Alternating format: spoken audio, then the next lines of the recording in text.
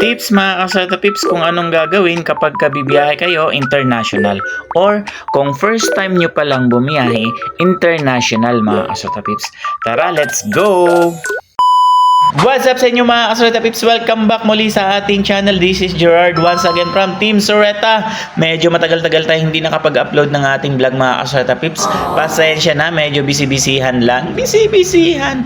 For today's vlog mga kasureta pips, samahan nyo kami ni Nanay sa aming adventure. Ayan. Syempre kahit late na, so isa-celebrate pa rin namin ang aming anniversary ni Nanay. Saan nga ba kami magsa-celebrate? So dyan lang. So pupunta tayo ng Taiwan. O diba? Social tayo ngayon mga kasureta pips. So ayan nga, papunta na tayo ng airport. Medyo matraffic nga tayo mga kasureta pips. Na-traffic tayo dito sa daan. So dahil nga umulan, so alam mo naman dito sa Manila, dito sa Pilipinas, kapag ka umulan, asahan mo na yan, matraffic yan talaga mga kasureta pips. So kaya kapag may travel tayo mga kasureta pips, lalong-lalo na kapag international, mas maigi na ahead of time tayo. Doon sa required na 3 hours before the departure. O diba? After 1 year nga ng aming biyahe, mahababang biyahe mga kasata pips. So by the way, nag-grab lang kami papuntang airport galing sa bahay para mas mapabilis. Pero hindi pa rin. O diba? First na gagawin natin mga kasata pips, punta tayo dito sa sa counter ng travel tax. So punta muna tayo dito first.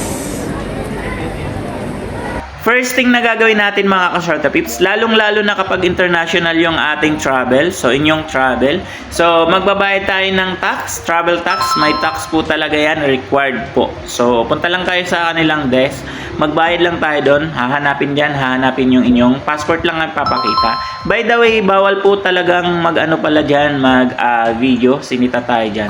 Pasensya naman. So yan, bawal yung doon, bawal mag-video pala doon. Check-in na tayo. So, saan ba yung pila sa check-in?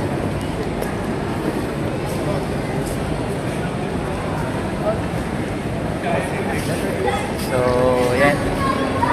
17 to 23 A5J310. Check-in na tayo guys.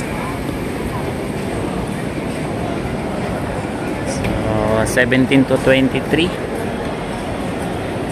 flight, so ito yung unang gagawin. So yan, dito mag-check-in na tayo mga kasureta pips. So online lang, so ang mga requirements nandyan na, papakita. So ang mga bawal, papakita din dyan. So check nyo na lang po, kasi may mga bawal dyan yan, tulad yan. Papakita kung ano yung mga bawal. So may iwan talaga yan kapag may dala kayong mga ganyan. So bawal nga diba? So mas madali kapag naka-online, kapag nag-check-in tayo. So pwede namang pumila rin kayo kung gusto nyong matagalan. So syempre para mas madali, dito na tayo sa online. So nandiyan na yung mga kailangan, mga requirements na hihingin. So i-scan nyo lang. Unang-una dyan yung passport natin. So di ba? Kapag magta-travel tayo. So yun yung kailangan talaga. Wag nyong kalimutan, baka hindi kayo makaalis. O di ba? So let's go. So after yan, may lalabas. Kukunin mo yung papel mo. Okay na. Dalawa yan. So B1 tayo guys. B1 yan.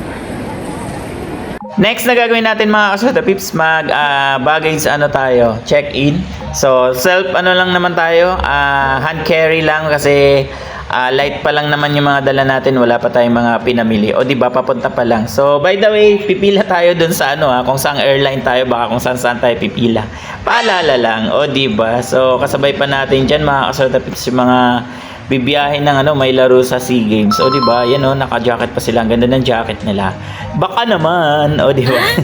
So yan, tapos na. Mabilis lang mga kasureta pips, o di ba? So next natin ay sa immigration na tayo mga kasureta pips. Tapos na tayo sa lahat. Immigration na, yun yung pinaka last, final kasi may interview pa doon. Interview. So, wag niyong kalimutan lalo mga kasureta pips. Paalala lang, reminders kapag nag-travel tayo. Isang turist tayo dyan turista. ang iyong passport, unang-una, at saka yung inyong ticket, o di ba? Tsaka yung mga gamit nyo, ready na dapat, o di ba? So hanggang dito na lang muna mga Kasorta Pips kasi bawal na tayong mag-video dun sa loob, sa immigration, o di ba? Hi guys, tapos na tayo sa immigration. So approve. Yes! Happy na. So, pupuntahan lang natin yung kung saan gate tayo papasok. So, ayan si nanay. Ayan. Hi, nay. So, 108 tayo, gate. Check lang natin bago tayo, kakain kami kasi nagutom ako. Gutom ako doon sa pila. Nabahan ako. Wow. Akala mo naman talaga. So, puntahan muna natin yung para mamaya dire-diretso tayo guys. And then, balik tayo dito sa mga kainan, kain tayo. O, diba? So, kailangan magiging masettle na. Although, mamaya pa naman yung flight natin. 11:30 pa. So, mahaba pa. Almost 8 pa lang. 8 mahigit pa lang. So, syempre kailangan natin ng dun sa immigration kaya maaga dapat 3 hours before, 4 hours before ng flight dapat check-in na. Nakapag check-in na tayo, nakapagbayad na tayo ng insurance, so all goods na. Waiting na lang tayo sa departure. So on time tayo guys. Ayun on time. 5J310 yung flight natin.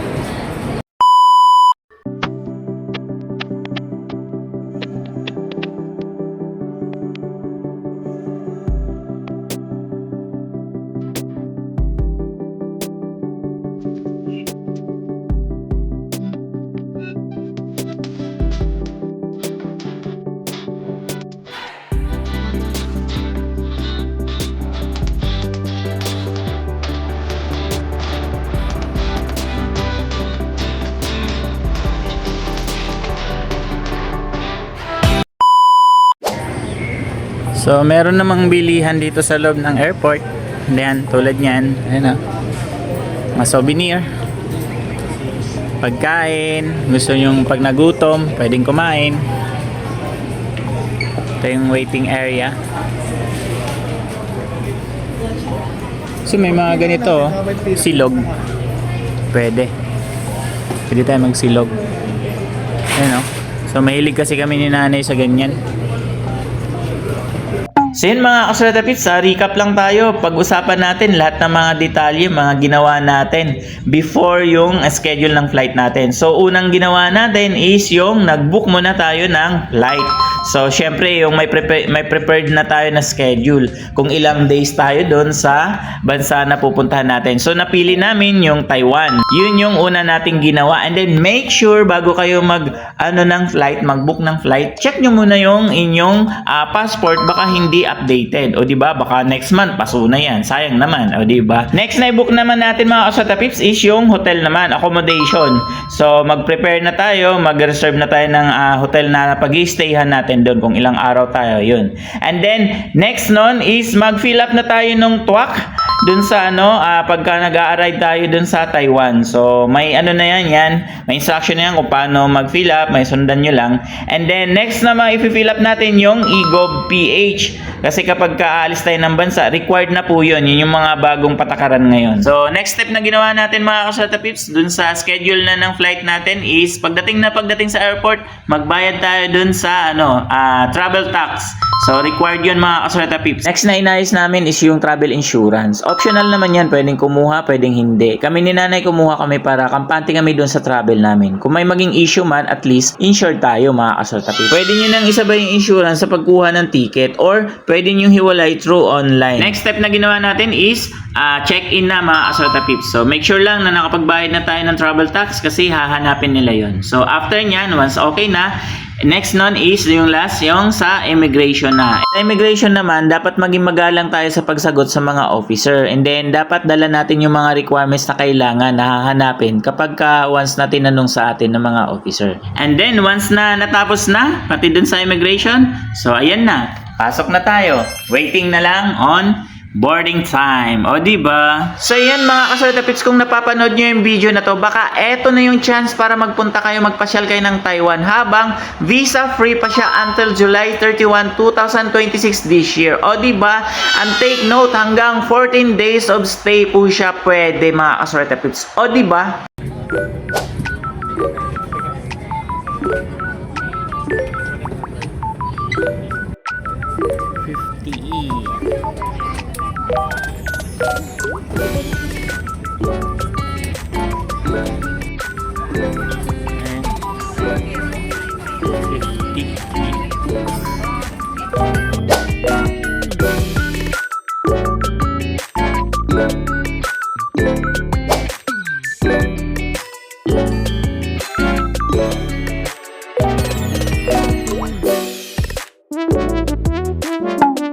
Thank you.